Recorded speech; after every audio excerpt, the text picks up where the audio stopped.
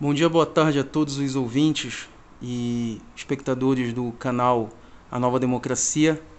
Nós estamos aqui com dois companheiros da comunidade muçulmana da Baixada Santista e queria que o Lucas e o Hassib se apresentassem. Assalamu alaikum. Eu sou o Hassib Raj, aqui de Santos, moro em Praia Grande e apresento aqui comigo também o meu grande amigo Lucas. Lucas Hallan, daqui de Santos também, moro aqui.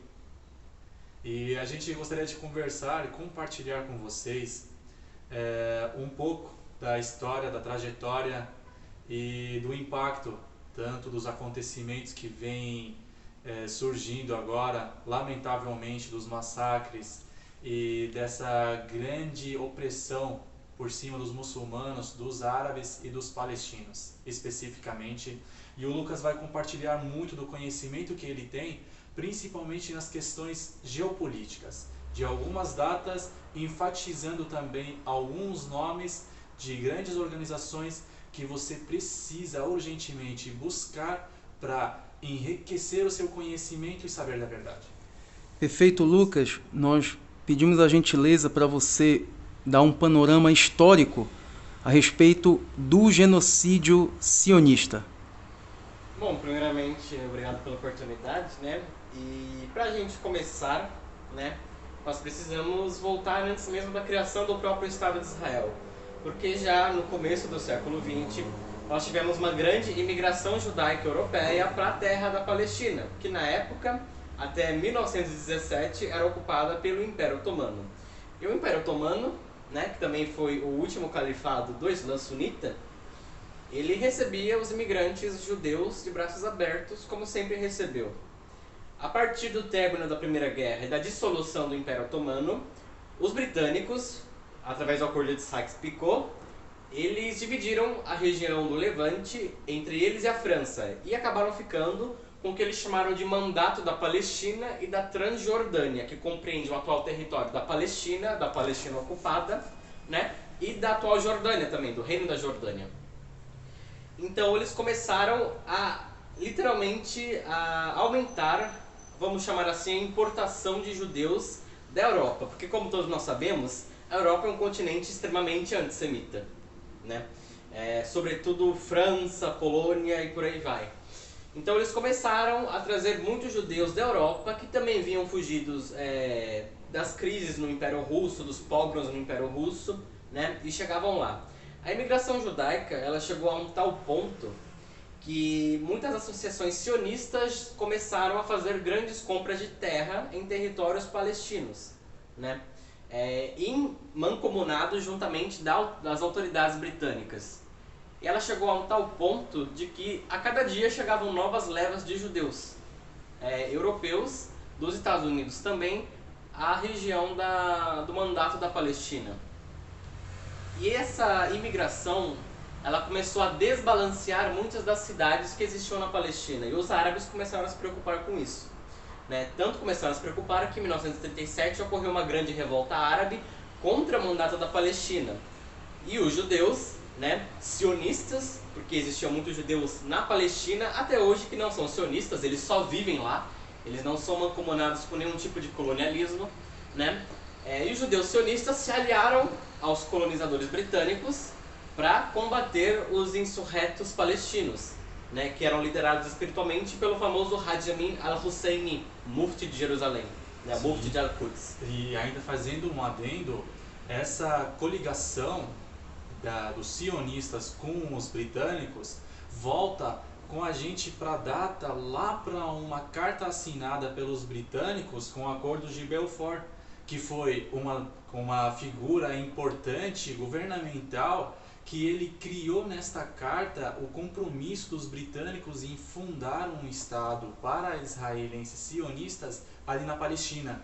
E fundar este Estado significa você mudar a característica daquela cidade, mudar a etnia das pessoas. Era você remover os palestinos, os nativos dessas terras e implantar novos outros.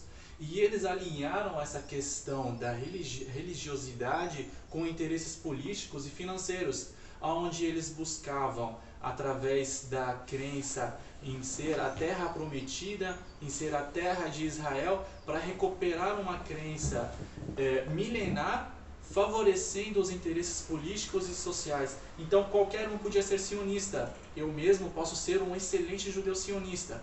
Vou receber grana mensal, vou receber um trabalho, vou ter a melhor educação e o melhor. Receber casa. Melhor casa, melhor passaporte do mundo, e em troca eu preciso servir o exército israelense. Então se eu servir o exército israelense, eu já posso me tornar ali sionista. Então foi o caso lamentável dos brasileiros que estavam lá. No jornal eles nos dizem, eles até serviram o exército, mas não até serviram por intenção própria. É obrigação de qualquer sionista que está lá é servir o exército. Tanto que no ano de 48, por exemplo, o número de soldados israelenses era muito grande. 60% da população israelense era jovens e eram militares. Sim. Continue, por favor. Então vocês podem ver como isso se relaciona com o que eu falei. Eu falei, o Hassab completou. Por quê? Em 1917 tem a Declaração de Balfour, do Lord Balfour, né? E aí começa todo esse processo de administração britânica da região da Palestina. Ele falou sobre um processo de replacement, né? De você tirar uma população nativa e colocar outra. Foi o que os britânicos começaram a fazer promovendo a imigração judaica europeia. Prestem atenção nisso porque isso vai ser útil mais pra frente. A imigração judaica europeia, da etnia conhecida como Ashkenazi, né, de judeus europeus da Europa Ocidental e Oriental, para o mandato da Palestina, né? Então você tem esse processo até 1947, quando os britânicos deixam a região e jogam no colo da recém-fundada ONU, para eles resolverem a questão, né? Então a ONU pega e faz aquela divisão que os árabes não aceitam. Por que eles não aceitam? Porque você tem judeus que são 1/3 da população do mandato da Palestina. E esse 1/3 fica com 56% das terras que são as melhores terras da Palestina. Por quê? É a terra costeira, ou seja, boa para pesca. São os vales do norte, do centro e da costa, né, que constituem a maioria da terra agricultável, da terra arável. Enquanto isso, os palestinos ficam com as montanhas de Hebron, de Ramallah, né, e com a pequena faixa litorânea que hoje é conhecida como faixa de Gaza. Então você tem o estabelecimento desse acordo completamente desfavorável para os árabes, e eles, é claro, não aceitam isso. Por isso, quando algum sionista ou defensor de Israel vier falar, mas os árabes sabotaram, eles não aceitaram, é claro que eles não aceitaram. Se alguém chega na sua casa, né, você tem a sua família com 5 pessoas, e chega uma família de 2 pessoas e fala que vai ficar com mais da metade da casa para eles, você vai aceitar isso? Claro que não. Isso leva muito a gente para até fazer uma analogia comparativa de uma maneira bem sarcástica aqui. Imagine 2 times de vôlei e uma pessoa joga a bola para fora e ela diz que foi ponto. Aí o outro time fala, não foi ponto. E aí eles alegam, não foi ponto, então devolve a bola para cá, a gente vai refazer o saque. E praticamente os judeus sionistas entraram para lá dizendo, essa terra é a nossa, disseram, não é de vocês, vocês têm que sair. Não, então a gente vai ficar, vamos dividir para ficar legal, parte para vocês e parte para nossa. Eles predominante com 6% das terras, com 35% da população, onde majoritariamente são imigrantes, e ainda querendo tomar a melhor posição e ficando com mais do que a metade. Isso cria uma revolta dos palestinos, e aí os palestinos passam a se armar para se defender, porque eles entendem, com o mandato britânico e com os judeus sionistas no controle do exército, com mais força, essas manifestações e esses boicotes que eles faziam não era suficiente, é preciso se armar para conseguir impedir este mandato. E agora uma coisa interessante também que seria interessante citar é o seguinte, esse exército que em 1947 vai e faz a Nakba com os árabes palestinos, né? Expulsa eles de suas casas, mata muitos em massacres, né? Inclusive no site do História Islâmica, né? Que é uma página do Facebook, do Instagram e tem no YouTube também, vocês vão conseguir ver o depoimento traduzido de 2 soldados israelenses que contam os massacres que eles faziam, incluindo queimar pessoas vivas e abrir barriga de mulheres grávidas, rindo, né? Durante a Guerra de Independência, entre aspas, de Israel, né? Agora, esse exército que fez essa independência, quem eles eram? De onde eles vieram? De onde veio essa grande quantidade de soldados? Imigrantes, mas principalmente de grupos terroristas judaicos que atuavam no mandato da Palestina. Eu citei anteriormente a Revolta Árabe de 1937 e que os judeus sionistas se colocaram do lado dos britânicos. Como? Os grupos terroristas como Haganah, Lehi, Irgun e Palmah, eles se juntaram aos britânicos, né, para perpetrar ataques contra os palestinos. Então você tem o famoso ataque ao Hotel King David, se eu não me engano em Haifa, onde mais de 91 britânicos e palestinos foram mortos por bombas plantadas pelo grupo terrorista judaico Lehi, que depois começou a combater também os britânicos, né? O Lehi, que é o acrônimo para Lohamei Herut Israel, eles também foram responsáveis pelo infame massacre de Deir Yassin, junto dos terroristas do Irgun. Esses 2 grupos seguiam uma interpretação sionista conhecida como sionismo revisionista, que é basicamente sionismo fascista. Tanto que o líder do Lehi, Avraham Yair Stern, ele chegou a mandar cartas para Mussolini e Hitler, procurando aliar-se a eles para estabelecer um Estado judaico fascista na Palestina. Vocês podem procurar isso, com certeza vão achar só em inglês, mas podem procurar que vocês vão encontrar. Vão encontrar cópia de carbono da carta enviada para Hitler e para Mussolini. Então eles seguiam essa interpretação literalmente fascista do sionismo e cometeram esses massacres absurdos, né? E depois eles vieram a formar o famoso Tzahal, IDF, Israel Defense Force, né? As Forças de Defesa de Israel, e muitos membros, ex-membros do Lehi, acabaram entrando na política israelense, como Ariel Sharon e Yitzhak Shamir, que foram primeiros ministros de Israel, fascistas. É triste, e até quando, por exemplo, pode ter a alegação, mas os países árabes participaram, são 7 países que foram envolvidos, mandaram um exército e tudo mais, tudo bem, eles realmente mandaram um exército. Qual que era a quantidade do exército árabe que entrou na Palestina e quando eles entraram? Porque quem iniciou essa revolta foram os grupos de resistência dos próprios palestinos. E eles chegaram a dominar uma boa parte da ocupação britânica ainda neste ano de Al-Nakba. Dominaram quase que 82%. Mas com a chegada dos exércitos árabes, que somados ao todos eram 26 mil soldados. É um número muito grande, mas em comparação, em contrapartida, nós temos os britânicos e temos também os judeus, somados mais de 70 mil soldados treinados e bem equipados. E os árabes que tinham recém-saídos de muitos conflitos ainda e estavam desarmados, as armas que tinham eram armas inferiores em questão de qualidade, então potencialmente e com os equipamentos militares eram muito inferiores e ainda eles tinham um grande problema que era a desordem, não havia um controle suficiente para isso. E com o final de Al-Nakba, nós temos mais de 450 cidades e aldeias, de um total de 587 cidades que foram destruídas por completo. Nós temos centenas, chega a quase milhares de massacres. Pessoas que faleceram, eram inúmeras. O massacre mais conhecido de Deir Yassin, conhecido mais de 700, de acordo com os dados que nós temos aqui no Brasil, são 750 mil pessoas que foram expulsas. Mas na tradução que a gente busca dos livros árabes que nos contam o que aconteceu lá, são milhões, gente. São mais de 1,5 milhões de pessoas que foram expulsas das cidades, onde foi tomada posteriormente pela Israel, e ainda tomaram uma parte da Golã, tomaram uma parte ali de Sina, o deserto do Egito, Siná, e esse foi o fim. mas ainda assim os palestinos não desanimaram, que mesmo perdendo essa guerra, eles sempre retornam mais fortes e começam a reerguer. E aqui começa uma nova jornada a partir desta data, onde os países árabes eles retornam, começa cada um cuidar do seu território, cuidar do seu cantinho limitado que foi determinado pelos próprios franceses e britânicos naquele tempo. Cada um cuida do seu povo e os palestinos então começam a se isolar para tomar conta sozinhos, tentar recuperar as terras.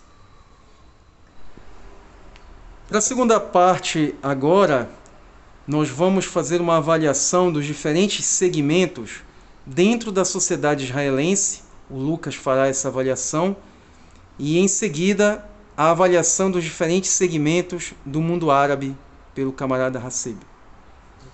Bom, para começar, né, os senhores lembram quando eu falei a respeito de que 2 primeiros ministros de Israel, eles eram membros do grupo terrorista judaico sionista Lehi, né? Isso nos demonstra uma coisa, que esses terroristas, essa ideologia terrorista do sionismo revisionista, ela não acabou com o estabelecimento do Estado de Israel. Pelo contrário, a gente sabe que o mal ele não se dilui, ele se renova. Então, com o estabelecimento do Estado de Israel e da sociedade israelense, esse mal, essa ideologia do sionismo revisionista, ele também perdurou e se remodelou dentro da sociedade israelense. Né? De que forma? Da seguinte maneira, você tem, depois da década de 70, né, com a vitória de Israel na guerra do Yom Kippur, que foi um grande estrondo para a época, você tem o surgimento e a popularização de vários partidos de direita, como por exemplo o Modelé, né, que era um partido que abertamente defendia a expulsão de todos os árabes de Israel. Né? E vários outros partidos, né, alguns membros da corrente do sionismo religioso, que é outra corrente radical dentro do sionismo. Né?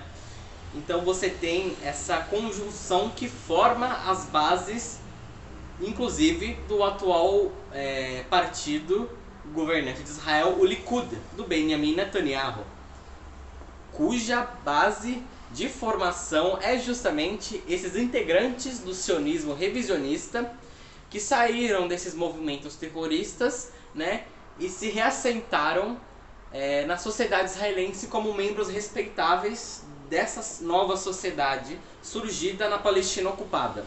Né, do mesmo modo que após a Segunda Guerra Mundial, muitos nazistas, né, foram para a Argentina, até mesmo para o Brasil, para a América do Sul e até para os Estados Unidos, vivendo normalmente e se remodelaram como cidadãos respeitáveis desses novos países, mesmo que o seu passado os condenasse. Do mesmo modo, você tem o mesmo tipo de evento acontecendo em Israel, né, a partir da Nakba, da tragédia do povo palestino, ocasionada pela Guerra Árabe-Israelense de 1947 a 1948.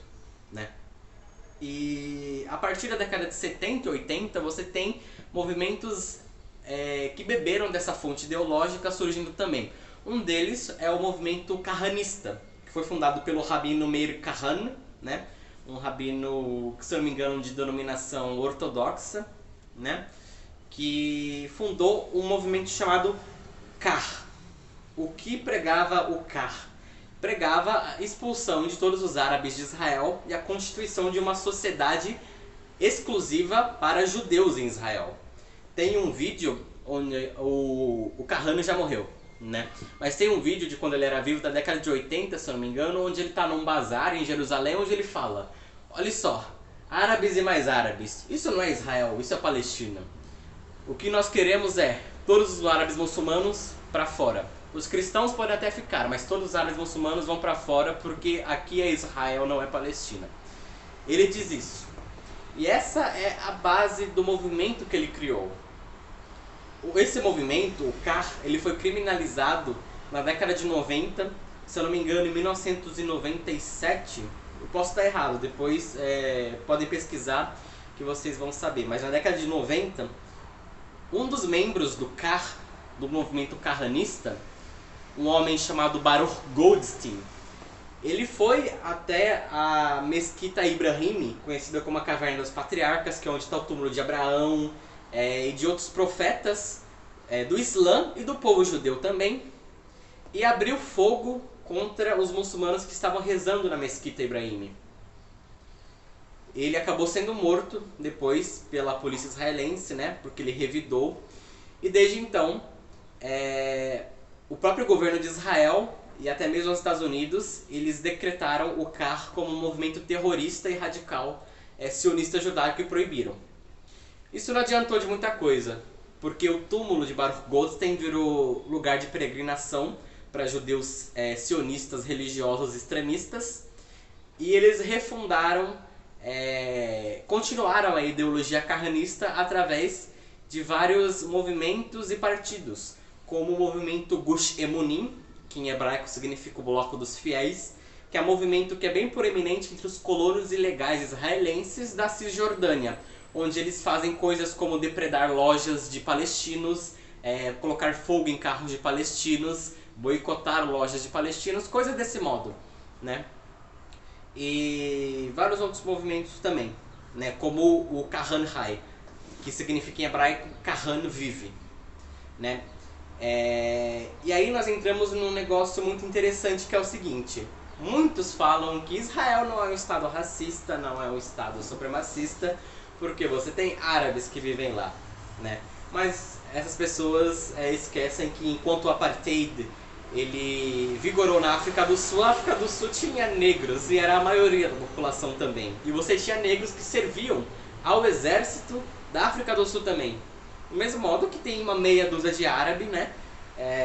Tanto muçulmano, quanto cristão, quanto druso, que serve na IDF, né? Nas forças de defesa de Israel. Então nós entramos nesse assunto porque Israel foi declarado recentemente um estado judaico, e tem vários políticos que são ligados ao Likud também, que são abertamente racistas contra os árabes. Um deles é o ministro da Segurança Interna de Israel, um homem chamado Itamar Ben-Gvir. E ele fundou o próprio partido que se chama Otzma Yehudit. O que significa em hebraico Otzma Yehudit? Significa poder judaico. Como white power, né, poder branco, essas coisas. Significa poder judaico.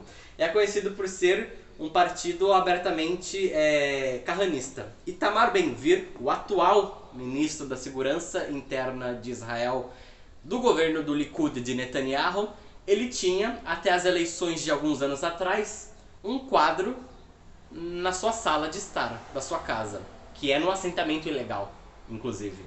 Quadro de quem? Do terrorista e assassino Baruch Goldstein.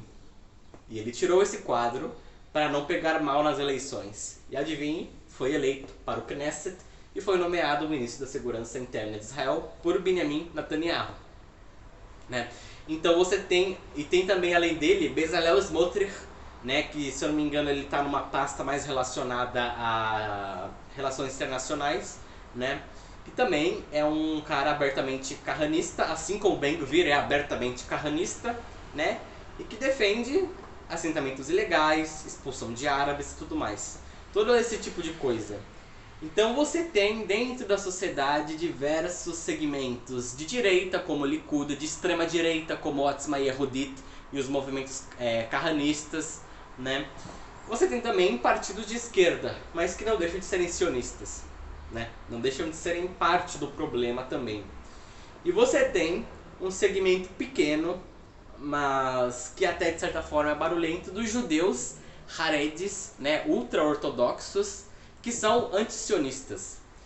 E dentro desse segmento, você tem dois tipos de antisionistas. Os antisionistas calados, né, que não são militantes nem nada, que são a maioria desses haredis antisionistas, né? Em Jerusalém tem a sede de uma organização chamada Edah HaHaredis, que é basicamente a comunidade, né, a assembleia de vários grupos e dinastias haredis e hassídicas antisionistas, como todos Aharon, todos Avraham Nitzchok e por aí vai. E você tem do outro lado os antisionistas militantes, que são o movimento do Neturei Karta, que vocês com certeza já viram vários vídeos deles em protestos com o negocinho da Palestina, né? E eles são judeus mesmo, né? Usam todo aquele indumentário, usam o peiô, que são aquelas tranças, né? Então você tem esses escopos dentro da própria sociedade israelense, né? Porque dentro da religião judaica você tem precedente para habitar na terra de Israel.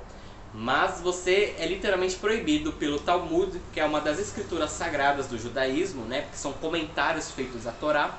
Você tem 3 juramentos em Talmud Ketubot 111a, onde o primeiro deles é que você não deve ascender a terra de Israel como uma muralha. E o que significa isso? E os rabinos comentam no Talmud. Você não deve tomar a terra de Israel à força, porque você está em diáspora. E só o Messias pode restaurar o Estado de Israel. Então a gente vê aí que o sionismo ele não só é um projeto nascido da supremacia racista, ocidentalista e orientalista também, como também ele é nascido dentro de uma contradição religiosa ao próprio judaísmo, né? E esses são os diferentes segmentos que há dentro da sociedade israelense. Agora eu passo a palavra para o irmão Hassan. Depois da data de An-Nakba e vendo como que são divididos dentro de Israel essas organizações todas, os grupos de resistência ainda dentro da Palestina, eles não desanimaram. E os palestinos são incríveis neste ponto, porque eles não desistem. E os donos da terra não querem desistir jamais. Então eles começam a buscar maneiras de conseguir suprimento e conseguir alimentar esta força da resistência com os países vizinhos, como o Egito, a Síria e o Líbano. Mas aí no meio do caminho, Israel faz acordo com a Síria de ficar com o Golã, com o Julan, e aí eles começam a proibir o caminho do jihad, proibir o caminho da resistência dos muçulmanos e dos palestinos ali. Então aí eles começam a encontrar bloqueios, isso pela parte da Síria. Pela parte do Egito, também há um outro acordo de devolver este deserto de Siná. Em contrapartida, eles têm que fechar o caminho desses grupos de resistência para não alimentá-los, para não suprir a necessidade deles, para acabar com essas organizações. Então, tem mais um acordo, fecha as fronteiras com eles. E o que acontece nos países árabes neste meio tempo?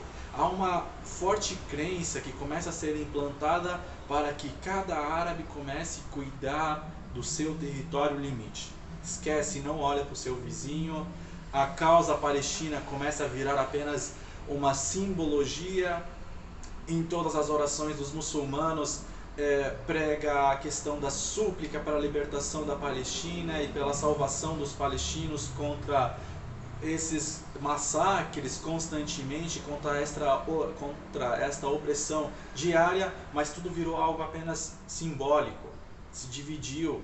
Todos aqueles países que eram um país só, eles se dissiparam. Os governantes desses países, por incrível que pareça, por exemplo, Saddam Hussein, independente das pessoas que apoiam ou que são contra a sua trajetória e a sua vida, ele morreu quando ele disse apenas uma palavra, ele disse que ele não vai largar a Palestina. Ou, por exemplo, o Gaddafi, que ele falou, ele sempre foi um cara que dizia todos os projetos dos Ocidente dentro dos países árabes, ele sempre dizia os interesses deles, mas ele é um cara que sempre foi direto e ele disse uma declaração, que ele não vai deixar a Palestina. Ele morreu. Morsi, cara, ele só ficou apenas alguns meses no governo. Foi eleito, o mundo inteiro disse que a eleição dele foi uma eleição democrática 100%, eleito pelo povo. E olha que Morsi, ele é uma das pessoas que praticamente ele é um dos alunos, uns discípulos da Irmandade Muçulmana que tanto dizem que ela é terrorista. O Morsi, ele fez uma declaração que ele não vai deixar a Palestina, não vai deixar a causa dos palestinos, que ele vai lutar com eles para recuperar a terra deles. Também não ficou no governo. E quem que fica no governo?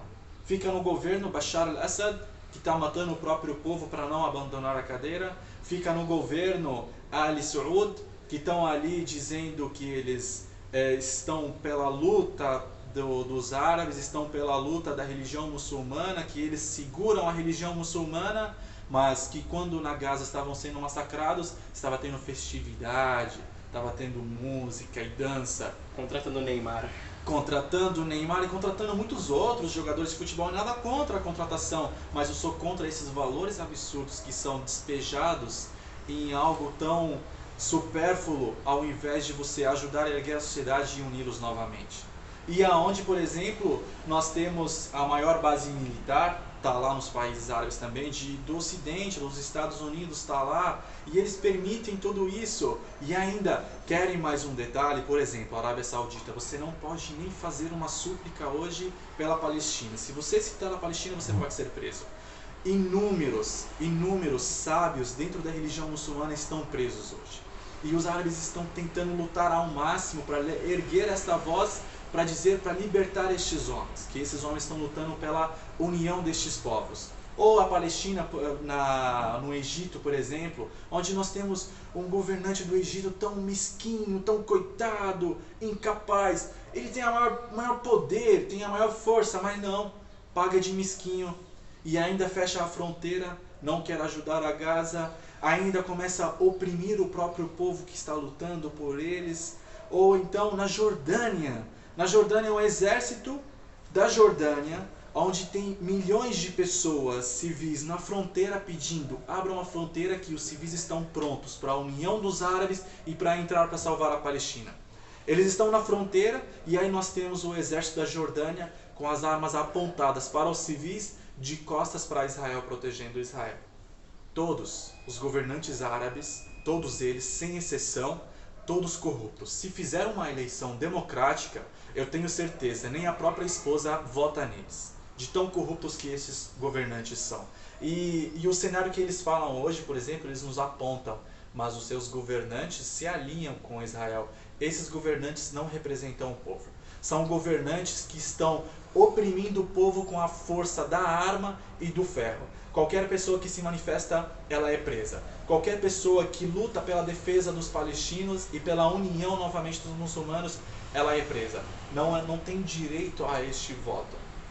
Mas eu trago para vocês uma boa notícia. A boa notícia é que o povo árabe inteiramente está acordado, está se manifestando, está nas ruas. Centenas e milhões de pessoas estão nas ruas.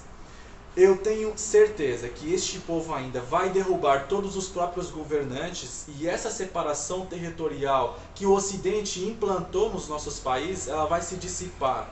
E Israel que se cuide, porque esses sionistas que estão ali para tomar um controle que não é deles, eles vão perder. Mas que as boas pessoas que estão ali, sejam eles de qualquer crença que for, até judaica, que estão ali pela paz, eles podem ficar. Mas todos eles que estão incendiando, estão alimentando este fogo, eles vão se queimar e vão se queimar feio. Só completando o que o Hassan falou, né? Inclusive o governo do Emirados Árabes Unidos mandou na semana passada cerca de 8 aviões com armamento para Israel. Tudo bem, vão alimentar esta guerra. Então fazendo um adendo, por que está tanto atacando a faixa de Gaza? Para quem não conhece, existe um projeto chamado Canal Ben Gurion. Podem procurar que existe este projeto. Esse projeto ele visa implantar um novo canal para a passagem de navios. Para quem não conhece, o Mar Morto ele tem uma bifurcação, onde um vai para o canal de Suez e o outro ele deságua ali na faixa entre a Jordânia e a atual Israel. Eu prefiro chamar de Palestina, que está sobre a ocupação colonial de Israel. Eles querem criar um canal Ben Gurion que passa exatamente na faixa de Gaza. Então, essa população que está ali, como que você vai migrar 2,3 milhões de pessoas numa região do tamanho de praticamente São Vicente e Praia Grande, tão pequena, numa área tão pequena, 360 quilômetros quadrados? O melhor cenário é aproveitar esta guerra que está acontecendo, com o ataque de Hamas, que revidou para proibir este acontecimento. Eles vão lá e começam a bombardear, massacrar todos, acabar com todas as condições de vida que existe para que todos saiam. E assim que saírem fica mais fácil de implantar este canal. Mas nós estamos de olho, não vamos deixar isso acontecer. E tem outra coisa também importante de se notar, né? Essa semana eu vi um vídeo de uma cantora pop israelense cantando: "Nós vamos retornar para Gush Katif". O que é Gush Katif? Gush Katif era a grande rede de assentamentos que existiam na faixa de Gaza até que um dos primeiros ministros agora, se eu não me engano, Yitzhak Rabin, ele retirou os colonos israelenses ilegais que estavam lá na faixa de Gaza. Inclusive foi um processo assim muito tumultuado porque os colonos não queriam sair. Muitos colocaram fogo nas suas próprias casas só para não deixá-las para os árabes irem morar depois. Muitos pegaram as suas armas, porque os colonos israelenses só andam armados, né? E começaram a atirar contra o próprio exército e polícia de Israel, para eles não saírem de lá. Desses assentamentos ilegais que Israel, pela única vez na sua história que tentou implantar alguma coisa decente, em consonância com os acordos de Oslo, né, foi lá e retirou esse pessoal de Gush Katif. Então eles querem o quê? Querem refazer os assentamentos que eles tinham, só que pior. A trend, né, o que realmente eles querem fazer não é só reconstruir os assentamentos em si, que eram uma pequena parte, 1/3 da faixa de Gaza. Eles querem a faixa de Gaza inteira. Por isso que eles querem tanto que o Egito abra as portas de Rafah para que o povo de Gaza, os palestinos, saiam e vão para o deserto do Sinai. Um membro do Knesset israelense próprio já falou: por que eles não vão todos para o Sinai e o Egito constrói cidades lá para eles, no meio do deserto, para os palestinos morarem lá? Eles já ofereceram, Israel e Estados Unidos já ofereceram acabar com a dívida pública do Egito em troca deles abrirem a passagem de Rafah. E até aí, o presidente do Egito não traiu a causa palestina. Ele disse que não vai concordar com isso. Ele não vai abrir, ele não vai fazer nada disso que Israel e Estados Unidos estão pedindo, justamente porque ele sabe que esse é o grande plano israelense, é esvaziar a faixa de Gaza para mandar colonos e mais colonos ilegais habitarem lá, né? Bom, Agora nós iremos para as considerações finais e o camarada Lucas vai mencionar um apoio de diferentes setores e o camarada Hassib também vai fazer suas considerações finais. Bom, né, para encerrar eu gostaria só de trazer uma outra coisa que pode ser interessante, né, que são os diferentes segmentos dentro da própria sociedade palestina, né. Você tem, né, a luta histórica do povo palestino, cujo grupo mais proeminente foi o movimento da OLP, né, que era o braço armado do Fatah, né, o partido do Yasser Arafat, né, que é o atual partido do atual presidente da autoridade palestina, né, o Mahmoud Abbas, né. E você tem esse grupo, mas você também tem outros grupos diferentes, menores, mas não menos importantes, só que infelizmente menos conhecidos também, que é o caso do PFLP, o Frente para a Libertação Popular da Palestina, de inspiração marxista-leninista, né, fundado pelo palestino cristão ortodoxo George Habash, né, e por outros integrantes também, né, que foram dos grandes pioneiros junto da OLP na luta armada contra a ocupação israelense, principalmente na Cisjordânia, no Líbano e atualmente em Gaza. A PFLP ela tem presença em Gaza, né? Há vídeos deles que eles postaram, né, deles participando dos ataques da operação Al-Aqsa Flood, né, a tempestade de Al-Aqsa, que foi protagonizada principalmente pelo braço militar do Hamas, né, porque o Hamas é o partido político e o braço militar são as brigadas Issel-Din al-Qassam, né, que são aliadas do PFLP, né, cujo braço militar, se eu não me engano, são as brigadas Abu Muslim, né, que foi um grande combatente do PFLP. Eles atuam em Gaza juntamente com o Hamas, juntamente com o Al-Qassam, né? E eles atuam em Gaza e na Cisjordânia também, no Líbano, na Síria, e atuam junto de outro movimento também muito importante na história palestina, que é o DFLP, a Frente Democrática para a Libertação da Palestina, que é um grupo de inspiração marxista-leninista maoísta, que foi fundado e até hoje é liderado por Nayef Hawatmeh, que também é um cristão católico melquita, praticante, inclusive. E eles também tiveram um certo protagonismo na Operação Tempestade de Al-Aqsa, juntamente da PFLP e das Brigadas de Saladin al-Qassam, né? Então você tem vários e vários grupos que estão no meio da sociedade palestina. Muita gente fala, né, como se em Gaza só houvesse o Hamas. Ah não, é só o Hamas, né? Não, não é só o Hamas.